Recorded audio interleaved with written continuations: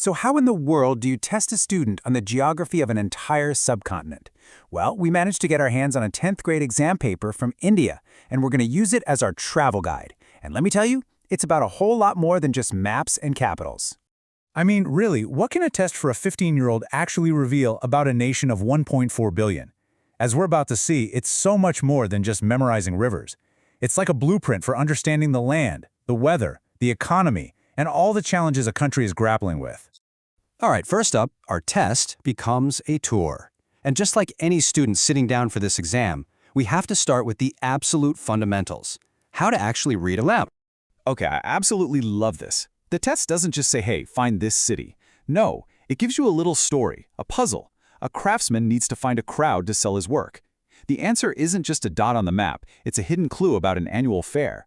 It's teaching kids to see the human story that's happening behind all the lines and symbols. Speaking of lines, the test dives right into this key concept, the contour interval. Basically, on the map these students are using, every single line represents a 20-meter change in elevation. So if you see those lines all bunched up and tight, that's a super steep hill. If they're spread way out, it's nice flat ground. It's a really clever way to visualize a 3D landscape on a 2D piece of paper. And check this out. The exam points to an artificial reservoir. Now, that's not just some random blue shape on a map. For the people who actually live there, that is a total lifeline. A man-made lake that stores precious water so they can get through the long, dry months. It's a perfect example of a strategic solution to a real geographic problem. Okay, so we've got the lay of the land, literally. Now let's talk about the invisible engine that drives just about everything in India, the climate, and more specifically, the legendary monsoons. So here's the key thing the test points out. India basically has two main monsoons, and they work in completely opposite directions. In the summer, you've got the southwest monsoon, which blows in from the sea and just soaks the country with rain.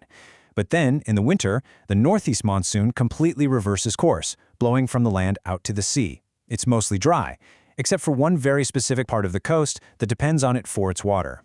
And this is how they test it. Students get this chunk of data for a mysterious station X. Just look at this.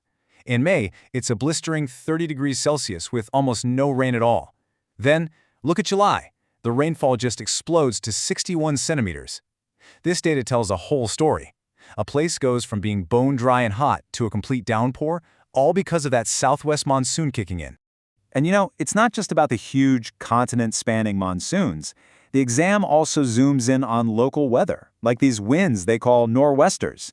They bring these early thunderstorms to places like Assam. So why is that a big deal? Well, that specific rain is exactly what you need to grow valuable crops like tea and jute. It's a perfect link between the local climate and the local economy. So we've covered what's in the air, now let's actually dig into the ground. We're going from soil all the way to steel. I really love this question because it uses a little story to teach a huge concept. You have Nathu, a farmer who's struggling. Then you have Motilal, whose field is near the river, and he's doing great. The test is pushing students to figure out why. While Motilal is farming on super fertile alluvial soil, the kind that gets deposited by big rivers like the Ganga. It's a lesson that the dirt right under your feet can literally determine your fortune. And this is really what that question is getting at, the incredible diversity of India's soils. You've got that rich alluvial soil for staples like rice and wheat. Then there's black soil that holds moisture really well, perfect for cotton. And then you have red soil, which is more porous and needs different farming methods. And finally, laterite soil, where heavy rains have basically washed all the good stuff away. Each soil type completely dictates what can grow and how people can live there. Okay, now let's go even deeper, from the topsoil to what's buried way down below.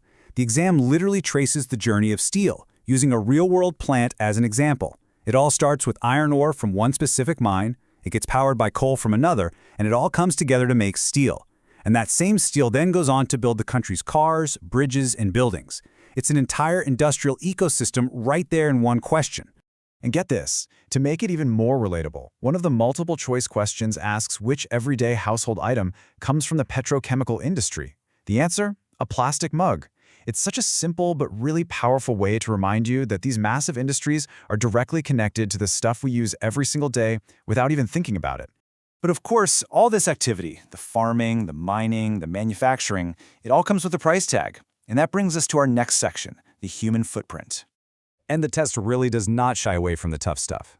One question makes students face this number. which was taken from a real newspaper article. 2.33 million hectares. That's how much tree cover has been lost since the year 2000. Putting a hard number on it like that just makes the scale of deforestation impossible to ignore. But the exam isn't just about problems. It's also about solutions. And just take a look at this diagram showing rainwater harvesting. It's such an elegant idea, right? It saves fresh water, it helps refill the depleted groundwater, and it can even help reduce flooding in cities. That's a true win-win-win situation. The human footprint isn't just about the environment, it's also about logistics. So the test gives us another real-world scenario. A dairy farmer has to get his milk, which is perishable, to the city every single day. The answer is roadways.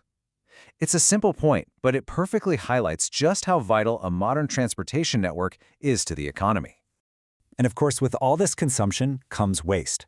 The exam makes students define the word dumping, the careless disposal of waste. And that's such a critical first step, right? Before you can even begin to solve a problem, you have to be able to name it and understand exactly what it means. And all of this brings us to the final and maybe the most important section of this entire test. This part is all about the future. It's what this slide is calling our planet's final exam. The exam gets really specific about the 3 R's: reduce, reuse, and recycle, using these super concrete examples. Reducing means no food gets wasted. Reusing is when you turn an old soft drink can into a pen stand. And recycling is using old scrap paper to make new handmade paper.